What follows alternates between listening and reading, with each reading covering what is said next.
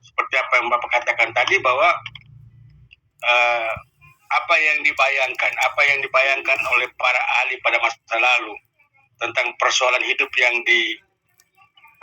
dihadapi oleh kaum tani, ya, termasuk yang saya angkat dalam tulisan itu persoalan yang dihadapi oleh kaum tani yang ada di daerah semi arid, di daerah lahan kering. Persoalan itu dijawab dengan teknologi. Untuk menguasai teknologi itu dia harus punya pendidikan. Jadi ilmu pengetahuan dan teknologi. Dan itu sekarang Anda sedang mengalami itu, ya. Anda sedang mengalami itu. Nah, dijawab. Jadi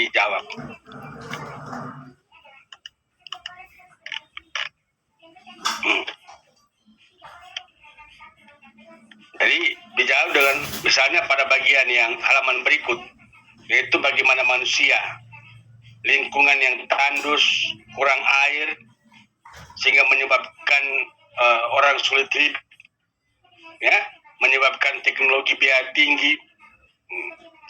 Lingkungan seperti itu, ya, tadi lingkungan yang jelek tadi itu menghasilkan manusia yang tadi sudah dibayangkan, berburu, meramu, nomaden, ternak, kurang gizi, tingkat kematian yang tinggi, ya. Nah, sekarang itu bagaimana lingkungan tandus kurang air itu bisa diatasi? Nah, diatasi adalah dengan orang bilang teknologi biaya tinggi. Anda membayangkan orang bangun embung itu, misalnya Anda sudah pernah ke embung yang namanya Tilong, sudah pernah? Arni Muhammad Saleh? Belum, Pak. Belum. Kau tinggal di mana sekarang, Arni? Di Kupang, Pak. Di mana? Di Epura. Di Epura. Ya, di sana kalau mungkin ada juga bisa lihat di air mata sana itu ada embung-embung kecil. Tapi karena Anda pergi ke apa nama Tilong itu namanya bendungan, ya. Siapa yang sudah pernah pergi Tilong? Bendungan Tilong. Siapa? Magdalena Asi. Sudah pernah pergi? Belum, Pak. Belum pernah. Engkau sekarang tinggal di mana, Lena? Magda, kau Lena? Kupang Tenfui, Pak. Jadi jangan tinggal saja situ, dekat-dekat saja di situ tuh, ya. Jalan-jalan hari Minggu, happy-happy di mana, piknik di mana, Kang, ya. Lalu kemudian ada lagi embung-embung. Jadi mahal teknologinya itu. Ada orang dari Sumba, Kambang Niru, dan yang lain-lain sebelah sana itu. Sumba Barat, Sumba Timur, Sumba Barat, ya. Ada embung-embung, ada bendungan. Di Bekelo ada bendungan, ya. Jadi bendungan itu membendung air sungai, dia membendung air sungai atau membendung air, menampung air hujan seperti waduk. Kalau Anda dilihat di Tilong atau di Ragunamu, ya, itu benar yang atau ke waduk yang menampung air, atau musim hujan menampung air hujan. Dia tergenang di situ dan membentuk satu sepertinya danau yang sangat luas. Kalau sungai yang sedang atau orang bilang air permukaan itu sungai, itu mereka bendung dia, lalu kemudian rubah dia punya arah aliran ke daerah yang potensial untuk irigasi, sama juga dengan bendungan. Dia punya sasaran adalah aliran airnya juga, dan diatur untuk bisa masuk ke daerah-daerah pertanian untuk usaha tani, untuk berusaha tani. Untuk berusaha tani, terutama untuk usaha tani lahan basah ataukah untuk usaha tani padi sawah seperti itu, ya. Seperti Anda lihat di Kambang Niru, di Sumba, di Flores itu ada, di Manggarai, di Momere juga ada. Momere bahkan sekarang juga ada bendungan yang dibangun, ya. Di Flores Timur juga ada, walaupun kecil, misalnya di Konga, walaupun kecil namanya irigasi semi teknis. Di Leba juga ada, Lembata juga ada namanya irigasi semi teknis, ya, yang membendung air sungai lalu kemudian mengairi area pertanian yang kalau sempit sekali itu namanya irigasi semi teknis. Oke, seperti nanti kan Anda pelajari, ya, Anda punya kewajiban untuk mempelajari itu. Nah, jadi tadi saya katakan bahwa teknologi itu dia sudah cukup berkembang, ya, sudah sangat berkembang. saja manusia bagaimana menyesuaikan diri dengan potensi yang sudah diberikan, dengan fasilitas yang sudah disediakan oleh negara kepada masyarakat itu sendiri. Ya, jadi misalnya efisiensi pemanfaatan air. Kemudian kita harus menghargai air itu sendiri, mengelola air itu dengan sebaik-baiknya. Kemudian sumber-sumber air itu harus kita hijaukan, menjaga kelestarian potensi sumber daya air itu sendiri, ya, sehingga hutan tidak dirusak atau padang itu tidak dibakar. Jadi itu. Oke, jadi saya kira itu pandangan tentang sistem pertanian dan kaum tani. Bagaimana sistem pertanian itu, lalu kemudian bagaimana dengan kaum tani, sistem pertaniannya terus berkembang. Yang tadinya dia hanya mengharap sepenuhnya terhadap potensi sumber daya alam, tanah yang tidak subur, air hujan yang turun tidak pasti, maka akibatnya atau sangat berpengaruh terhadap keberhasilan usaha pertanian. Gagal panen itu menjadi gagal panen itu menjadi momok bagi kaum tani ada di daerah lahan kering, gagal panen. Nah, dengan teknologi seperti yang Bapak Ignas bayangkan tadi, petani sudah sangat tertolong. Nah, dan lalu kemudian tidak hanya dengan teknologi irigasi, tetapi dengan mengubah pola usaha taninya ke yang tradisional, ke pola usaha taninya yang bagus, yang bisa memanfaatkan potensi sumber daya tanah pertanian yang kering tadi. Jadi ulang-ulang saya bilang bahwa dalam penjelasan seperti ini saya bilang bahwa petani sudah bisa memanfaatkan tanah-tanah pertanian yang kritis. Ladangnya yang dia usahakan, dia tanami padi dan jagung setiap tahun dan hasilnya sangat kecil, hasilnya hanya bisa untuk dimakan dalam 1-2 bulan, tetapi sekarang dia sudah punya kawasan hutan mente, ya, dengan mente yang rata-rata ada yang sudah 100 pohon, ada yang 1000 pohon, mungkin ada yang 20-30 pohon saja, tetapi dampaknya atau sangat dirasakan manfaat. Jadi misalnya saya tanya kepada petani, dia punya pohon mente berapa, dia bilang 20. Jadi saya bilang 20, kalau dia punya usianya itu 10 sampai 15, 5 sampai 10 tahun itu dia pohon hasil, 1 pohon itu 5 kilo. Tapi kalau dia usia di atas 6 sampai 15 tahun itu dia hasil 15-25 kilo. Sudahlah, dia rata-rata hasil 10 kilo 1 pohon. Kalau dia punya 20 pohon kan, setiap tahun dia bisa panen 200 kilo. Kali 10.000 saja, 200 kali 10.000, berapa, Magdalena? 20 juta, Pak. 2 juta. 200 kali 10.000. 200 kali 10.000. Berapa? 2 juta. Ya. Jadi tanah pertanian yang luasnya 50 atau 60 kali 60, 50 kali 30, dia tanami mente 20 pohon, dia panen 1 tahun minimal dia dapat 2 juta. Kalau dibandingkan dengan tanah pertanian itu dia tanami padi dan jagung, hasilnya ya syukur-syukur dia panen. Kalau tidak, dia tidak bisa panen. Karena masalahnya banyak.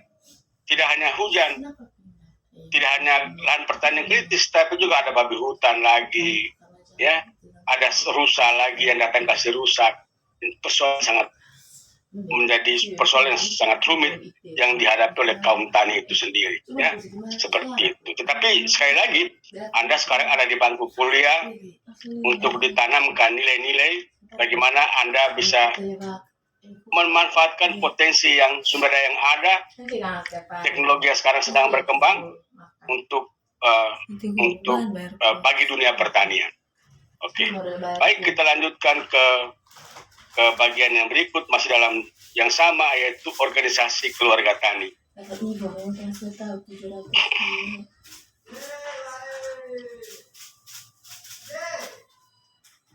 Mungkin ada yang mau bertanya?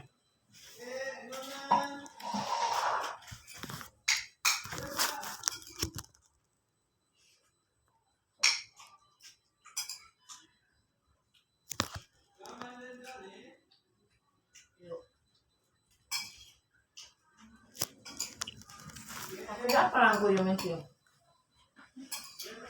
Harus banyak.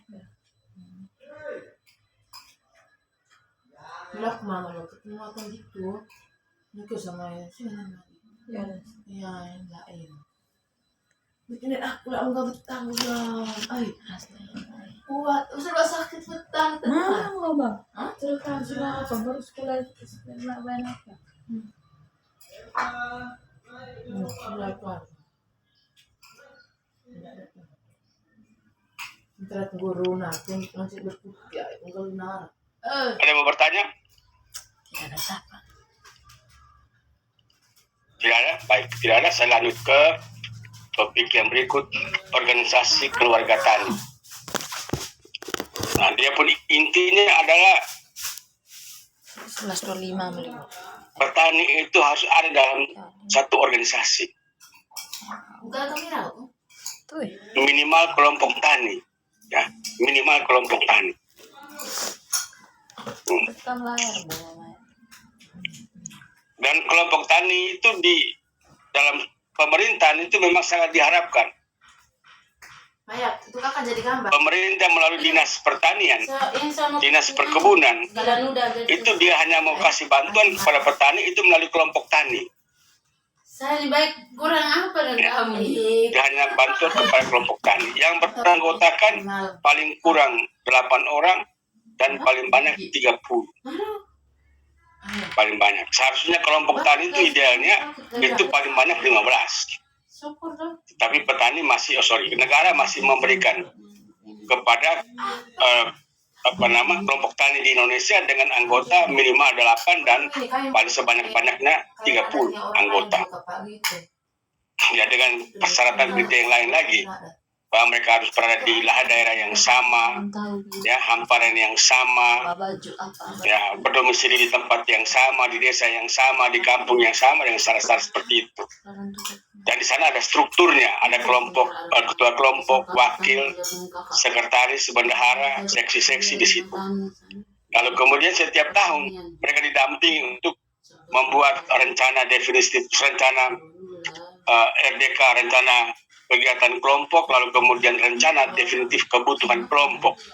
Nah, rencana definitif kebutuhan kelompok itu nanti akan disampaikan kepada pemerintah untuk memberikan bantuan, misalnya bantuan benih, bantuan pupuk, ya, bantuan traktor, hand traktor untuk usaha tani mereka. Jadi itu dituangkan dalam rencana kerja kelompok. Lalu kemudian dituangkan dalam rencana definitif kebutuhan kelompok untuk diajukan ke pemerintah. Dan itu sudah dilengkapi dengan KTP. Mereka itu anggota yang namanya ada di pemerintah, di dinas-dinas instansi terkait seperti tadi Bapak bilang, dinas pertanian, dinas perkebunan, dinas kehutanan. Oke, jadi minimal kelompok tani, ya, kelompok tani. Nah, itu kelompok tani itu dalam kaitannya dengan dia ada di tingkat kelompok tani, dia ada di tingkat petani. Tapi dia lebih luas dari itu, dia harus punya jaringan pemasaran, jaringan dengan kelompok sosial lebih luas, ya, harus jaringan dengan kelompok sosial yang lebih luas. Jadi petani tadi dia boleh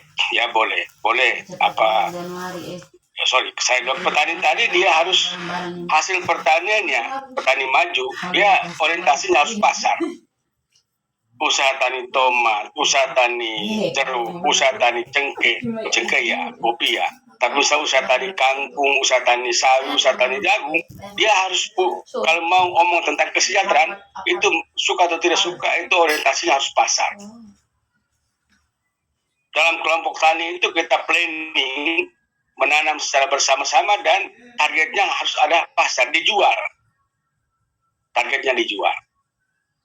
Petani kita banyak yang di desa-desa itu masih hanya orientasinya untuk makan, orientasinya perut, tanam untuk makan, tapi tidak orientasi untuk pasar. Kalau dia hanya orientasi untuk perut, maka dia tanam pun terbatas. Dia tanam pada lahan yang sangat sempit. Dia tanam juga sesuka hatinya, tanpa memperhatikan faktor-faktor yang bisa menyebabkan produktivitasnya tinggi. Misalnya tanam tepat waktu, pupuknya tepat dosis, jarak tanam yang diatur, merencanakan komoditi yang mau ditanam, perencanaan penanaman, mau tanam cengkeh mau tanam tomat mau tanam semangka mau tanam brokoli apalah yang lain. Nah, kita harus perencanaan. Perencanaan itu kita kaitkan dengan pasar nanti, sehingga pada saat kita panen, dia harus ada pasarnya. Karena resiko dari pertanian itu kan sangat besar. Ketika kita panen tomat itu harus ada pasarnya. Harus ada pasarnya. Kalau tidak ada pasarnya, ya dia rusak. Atau kalau tidak, kita bilang kita pengolahan hasil. Kita punya usaha petani tomat. Dari petani tomat ada industri, misalnya kecap tomat, misalnya saus tomat, misalnya. Di desa itu sudah ada industri pengolahan tomat menjadi saus tomat, lengkap dengan label, kemudian baru dipasarkan. Itu semua sudah direncanakan. Lalu kemudian pasar di tingkat petani, ya organisasi tadi ya, pasar di tingkat petani. Nah, siapa yang datang ambil dia punya hasil pertanian? Ya, siapa yang datang dia ambil dia punya hasil pertanian? Jangan sampai orang yang datang itu suka-suka, tidak.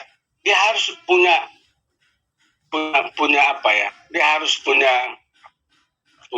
jaringan pasar, ya. Dia harus punya jaringan pasar. Dia harus menciptakan jaringan pasar. Dia harus punya pembeli tetap. Kalau istilah kampung bilang pembeli tetap. Jadi jangan sampai tadi yang Anda dengar ya, saya bilang penelitian bagus. Karena dari petani dia kasih ke BUMDes dulu. Nah, itu yang bagus. Baru BUMDes punya hak untuk menjual kepada yang lain. Sementara yang kami alami adalah petani menjual suka-sukanya. Yang penting ada harga tinggi. Harga rendah dia tidak mau jual ke dia lagi. Tetapi itu persoalannya akan lebih susah. Persoalannya akan lebih susah. Pembeli setelah itu seperti itu dia punya harga diri. Dia akan tidak mau ambil lagi. Engkau hubungi dia tidak datang lagi. Jadi saya kembali kepada ada struktur, ada pembeli tetap. Dari pembeli tetap itu, atau orang istilahnya bilang tingkat satu. Tingkat satu ada di desa. Lalu kemudian dia ke tingkat 2 ada di misalnya pusat kecamatan. Tingkat 3 ada di pusat pasar misalnya di kota. Dari kota itu baru dia bawa kemana lagi, ya? Dia bawa ke berikut lagi. Jadi ada jaringan pasar yang harus diciptakan. Misalnya petani dia hanya berhubungan dengan petani tingkat 1 di desa. Semua hasil pertanian diserahkan ke petani tingkat desa. Tidak boleh lagi bawa di hasil pertanian di Kota Kupang karena itu sudah susah. Dia sampai di Kota Kupang tidak ada mengambil dia punya hasil pertanian. Nah, tapi Anda bisa bayangkan bahwa sekarang itu masalah dengan komunikasi yang semakin bagus, dengan teknologi handphone, smartphone, ya, itu sudah petani, ya, siapa saja sudah bisa berkomunikasi dengan baik. Ada petani dari pedalaman timur, TTS, Fatum Nasi, mereka langsung dari sana, lalu kemudian punya karena ada jasa mereka punya pickup sendiri, mobil angkut sendiri, mereka pun hasil pertanian datang ke Soe, datang ke Kupang. Di sini dia sudah punya orang yang menunggu. Jam berapa mereka tiba, apa yang mereka bawa, harganya berapa sudah disepakati sebelum mereka datang ke pasar, sehingga tidak jadi persoalan lagi. Ya, seperti itu. Oke, jadi masih yang lonjong. itu bagian dari C itu saya jelaskan seperti itu ya. Anda tinggal saja ini sudah melanjutkan sampai di sini. mengembangkan.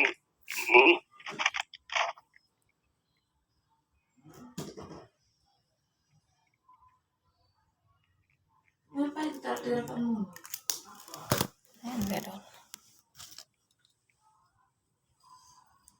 Yang tutup kamera sangat tidak hadir. Tunggu. Tuh ya.